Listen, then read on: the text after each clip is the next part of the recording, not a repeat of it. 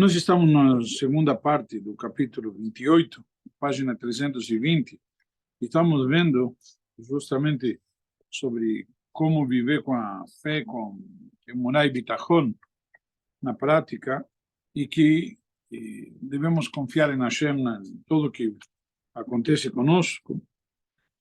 E paramos justamente aqui numa história, vamos dar continuidade.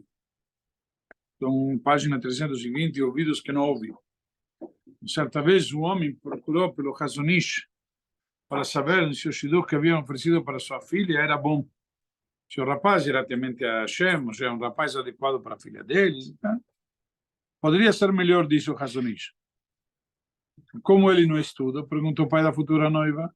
Ele é muito bom, disse o sábio.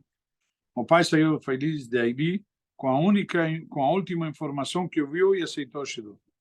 O Chazon Ish disse à sua esposa: veja, quando a gente quer que um shidduch seja feito, ele fecha os ouvidos das pessoas. Ou seja, quem iria continuar com uma proposta sabendo que o genro poderia ser melhor no seu temor a Deus? Mas isso ele não ouviu. A parte que ele ouviu que era muito bom aluno, isso ele ouviu. Já ele ouviu o que queria. Então, pois esse pai seguiu em frente, feliz apenas de que se tratava de um bom estudioso de Torá. Ou seja, não é uma crítica nem muito menos. Como as pessoas realmente, então quando Hashem, às vezes, quer que algo aconteça, ou seja, algo tem que acontecer, como a gente diz, tem que acontecer, vai acontecer. Isso é muito, como se diz, é muito, como se diz, é muito determinismo, já todo manda Hashem. Mas na prática, aquilo que tem que acontecer, vai acontecer. Agora, tem coisas que dependem, Deus nos deixa o nosso livre-arbítrio e ele deixa o ser humano agir e eventualmente cometer os erros. Já, isso é um princípio básico. Já não é o fato que a gente confia em Hashem, é que não temos livre-arbítrio. Acabou, está tudo, como dizem, maktub, está tudo escrito. Por isso eu falei determinismo. Então, está tudo já prescrito, então você não tem opção. Você tem o livre-arbítrio. Você está aqui porque você quer. Se você não queria, teria mil desculpas para dar. Quando você não quer alguma coisa, você encontra as desculpas até esfarrapadas, mas encontra desculpas. O shidduch que nasceu da vergonha. O Rashash era dono de um gemach que emprestava dinheiro. Certa vez, uma das pessoas que havia tomado um empréstimo veio lhe devolver o valor. Mas como o Rashash estava estudando, este não lhe deu um recibo, apenas colocou a quantia dentro do livro que estudava. Obrigado. Como fazia de tempos em tempos, o Rashash conferiu sua lista de devedores e notou que aquela pessoa ainda não havia honrado com o pagamento. Ele foi cobrá-lo. Rashash, um grande rabino que comenta o Talmud, etc. Ele foi cobrá-lo. Mas o sujeito insistiu que já havia quitado o saldo.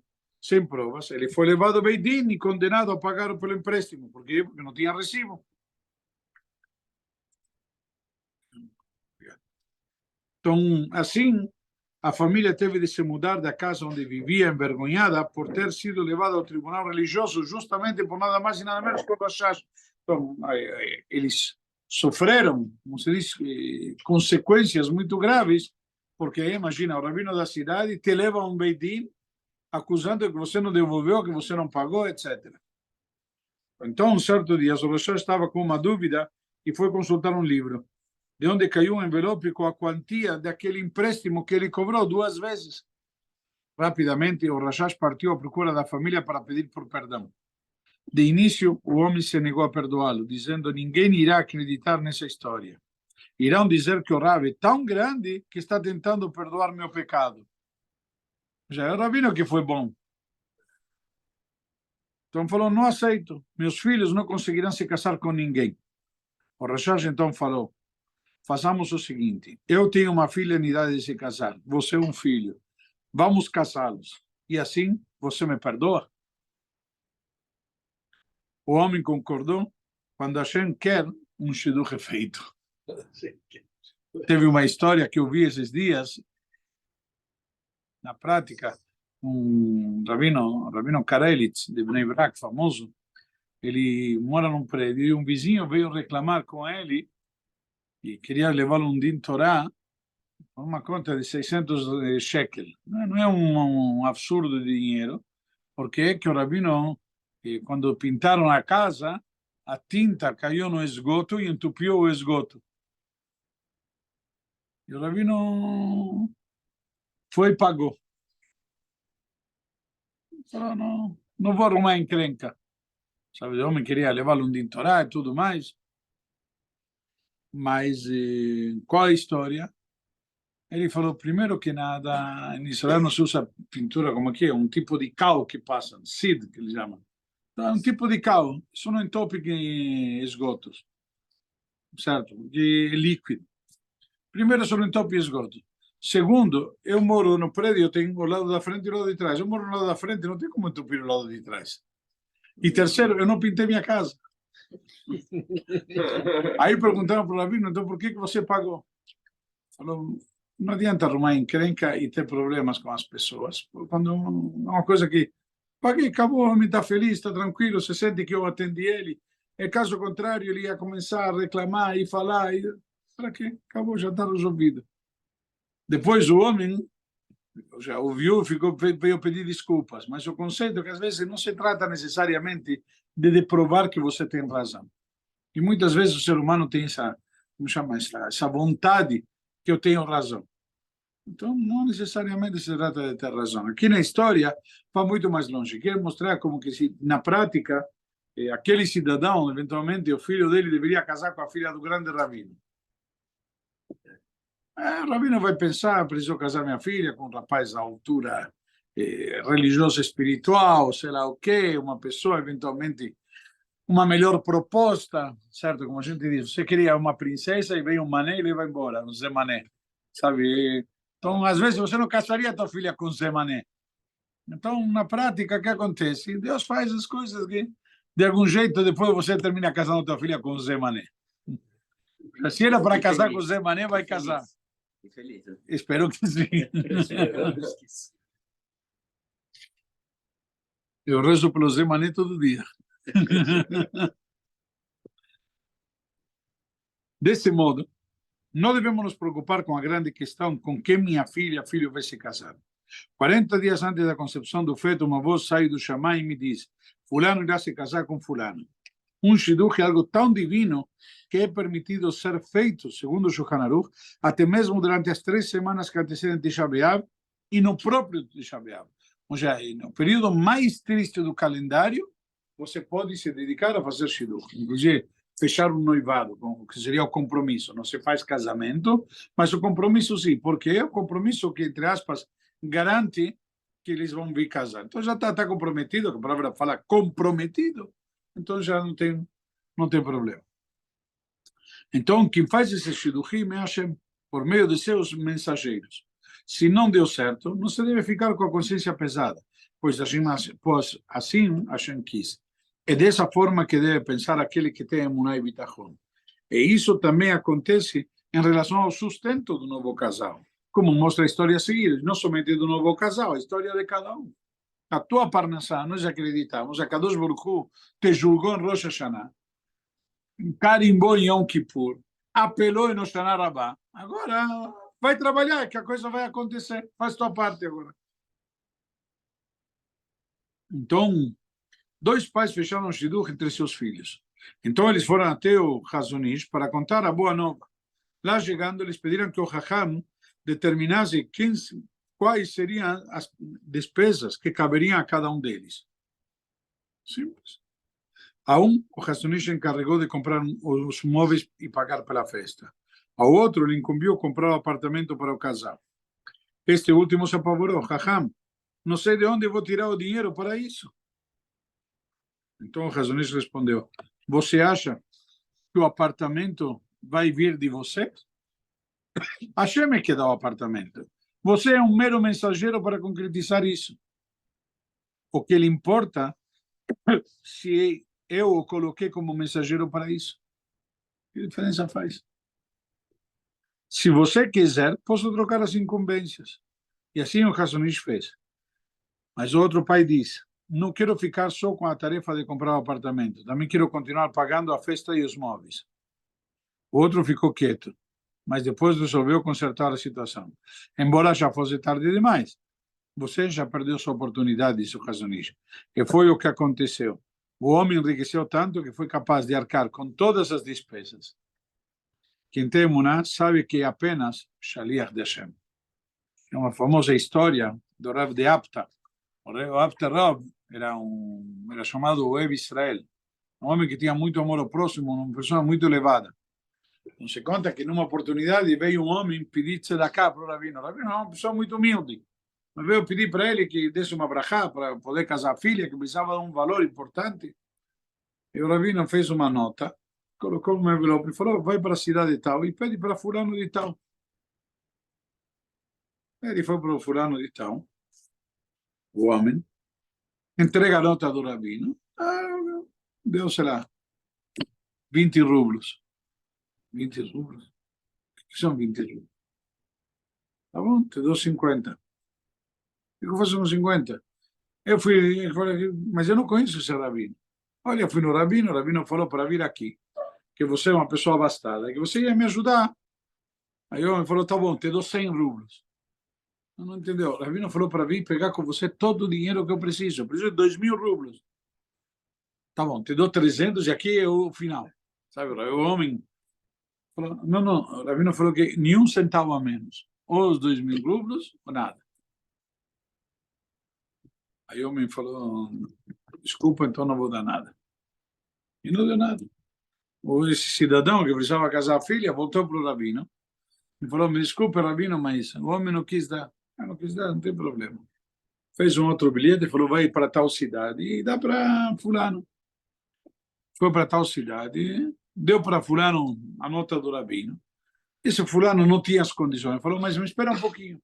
Ele juntou algumas coisas em casa, penhorou outras, e foi, pegou emprestado e arrumou para ele os 2.000 rublos.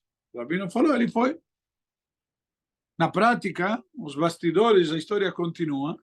Aquele cidadão muito abastado começou a perder o dinheiro e ficou pobre, e o outro enriqueceu. Aí, mas um não sabia do outro. O que ficou, empobreceu, ele foi começar a ver o que acontecia. Sabe, quando você tem alguma coisa que te acontece, o que você faz? Por quê? Um balanço. O que aconteceu? Talvez eu mereci. Onde que eu errei? Onde que eu falhei? Então o Rabino, ele foi para o Rabino, se lembrou daquele Rabino, falou, não conheço o Rabino nem nada. Falou, eu vou ver lá com o Rabino. Ele foi para o Rabino e falou para o Rabino, olha, Rabino, sei lá o que aconteceu isso? O que tem a ver uma coisa com outra? Por que eu mereci isso? O Rabino falou, vou te contar uma história. Antes de eu nascer, nos céus, tinham determinado que eu ia ser um grande estudioso da Torá e muito rico. E eu pedi que não quero riqueza. Por quê? Poder me dedicar a meus bens e a me distrair do estudo da Torá. Eu quero me dedicar a estudar a Torá, não quero essas preocupações para mim. E aí toda a minha fortuna deram para você. Só que acontece, quando eu te mandei a nota, eu não te mandei a nota, eu te mandei um cheque para descontar. Da minha conta que você tem. Aí, na hora que você recusou, então demonstrou que você não é um bom administrador dos meus bens. E aí foi transferido para outro. Aí o homem quis pedir desculpas, se retratar, falou, agora já é tarde, agora já foi tirado de você, já foi dado para outro, agora não tem como reverter. Ou seja, na prática, muitas vezes, a gente tem que saber que a Kadosh Baruch Hu nos nomeia que fiéis depositários. Como diz o rei Davi nos Salmos, Lia Kesef Eli Azav, a mim pertence o ouro e a prata. Aliás, a prata e o ouro. Então, tudo pertence a Deus. Ele que nos dá. Não somos nós que possuímos o que fazemos. Então, simplesmente, se você vai ser um bom administrador, você vai ser um bom, como chama, tesoureiro dele, ele vai te manter. Simples. Se quando chega a hora você não honrar, então, lamentavelmente, isso é o que acontece. Lamentavelmente. Então, no casamento da última de suas 7 filhas, o pai se levantou e pediu a palavra. Durante uma das cerimônias de Sheva Brachot, ele começou dizendo, quero falar para vocês que eu casei 7 filhas e a Kadosh Baruch Hu não me ajudou. Por um instante, todos acharam que o pai havia perdido a sanidade. Ele continuou. Ele não me ajudou. Ele fez tudo sozinho. E eu vou querer te avisar, Rafinha, ainda falta um pouco para 7 filhas, hein? 7 filhas. Hein? 7 filhas. Quantas filhas você já tem? 4. Então, vai trabalhando, cara. Não se preocupa, Deus vai fazer tudo. É? Peraí, ele te casou 7 filhas, ninguém falou que não tem íngale. Calma, estamos falando das 7 filhas.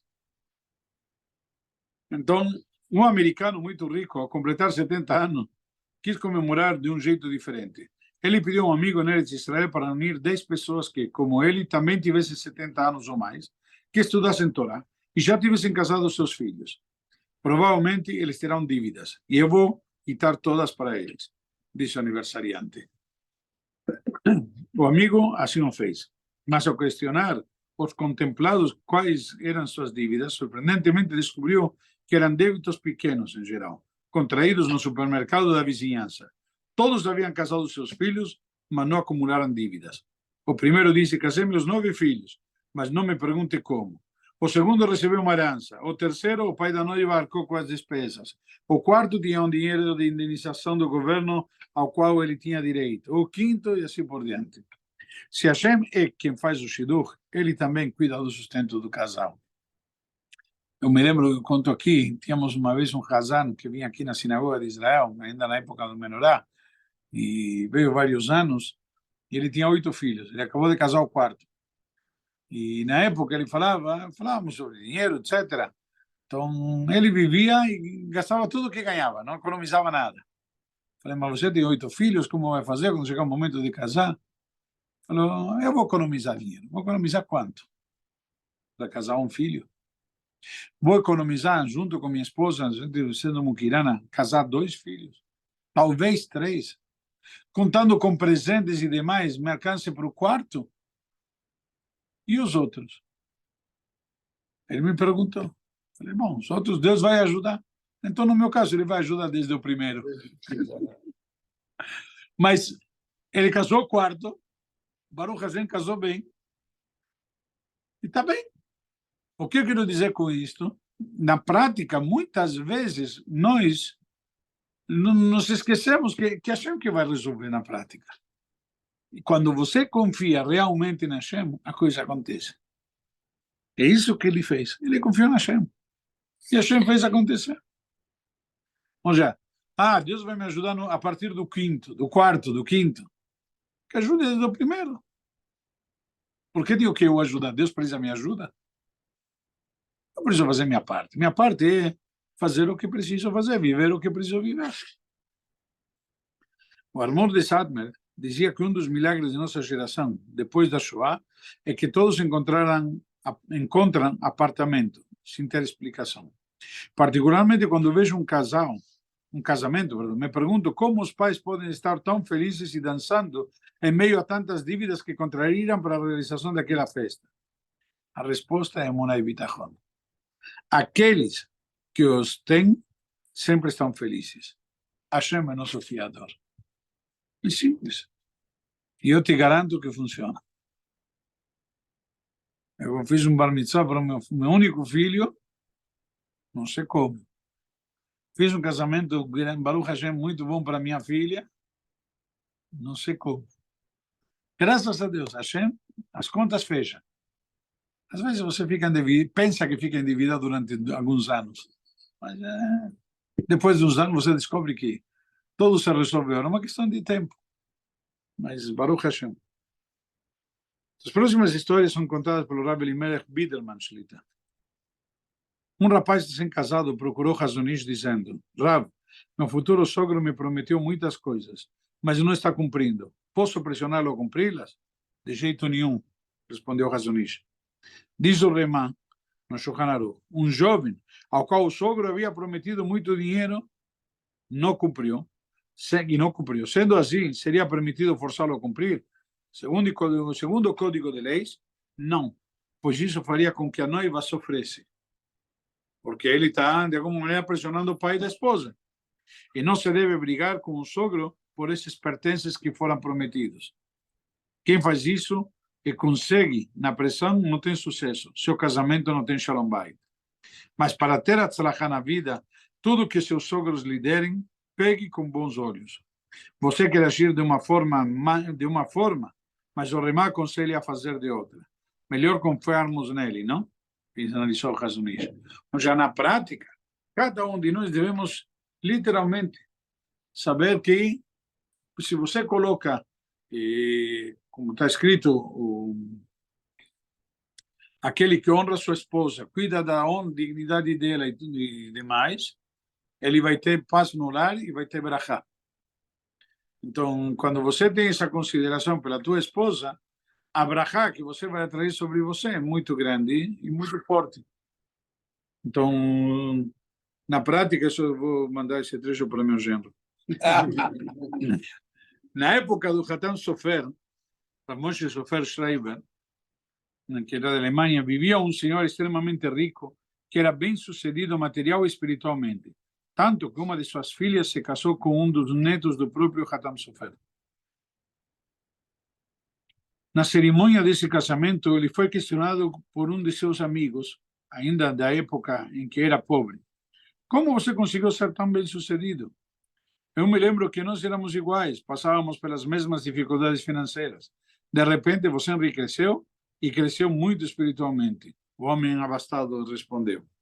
Quando me casei, meu sogro havia me prometido muitas coisas, e realmente ele nos deu. Mas no Shabbat seguinte ao nosso casamento, fomos visitá-lo. Quando chegamos, vi que eles estavam sem móveis, sem cadeiras, caixas de madeira no lugar das camas. Então perguntei à minha esposa o porquê daquilo. Ela me disse que eles haviam vendido tudo para poder honrar com seu acordo no nosso casamento. No dia seguinte, devolvi tudo a eles. Peguei um empréstimo e comecei meus negócios, nos quais tive muita berachá de Hashem. Ou seja, ele teve bons olhos, bom senso. Quando dizemos que as pessoas têm de ter boas características, a mais fundamental delas é o bom senso. Agir de modo a prejudicar o outro não traz atzlachá, não traz sucesso. Quando vocês, sabe, para você boiar tem que afundar os outros. Isso não traz berachá. Somos meros mensageiros de Hashem para fazer sua vontade. O que nos cabe é fazermos tefilá, sem nos esquecermos de que tudo vem dele, de acordo com o que ele planejou para nós, que sempre é o melhor. E, se ele faz o shidduchim, também traz os sustentos para eles. Mas o pai está preocupado, o que o filho vai viver, o que vai fazer, etc. Afirmava o Beit Abraham em nome de seu cunhado. Devemos levar nossa vida do modo que tomamos uma xícara de café com açúcar. Como que é? Temos de misturar o açúcar, pois, caso contrário, ele ficará no fundo da xícara. E o gosto será amargo. Certo? E quando você faz um café, você explica o que acontece.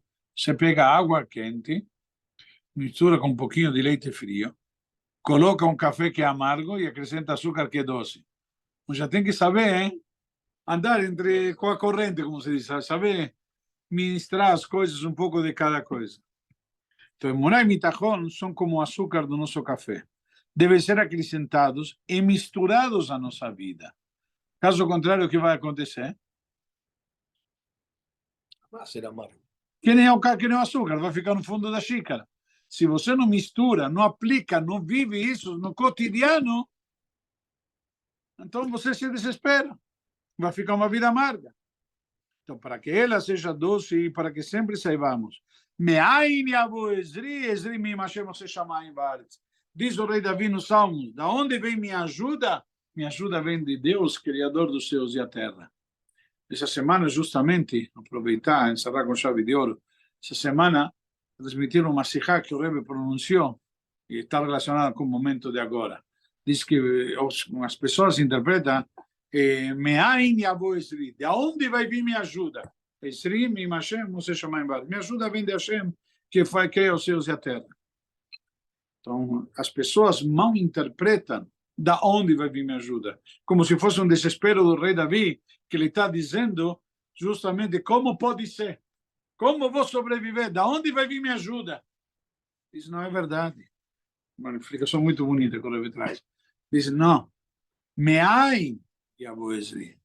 Minha ajuda não é da onde vai vir minha ajuda.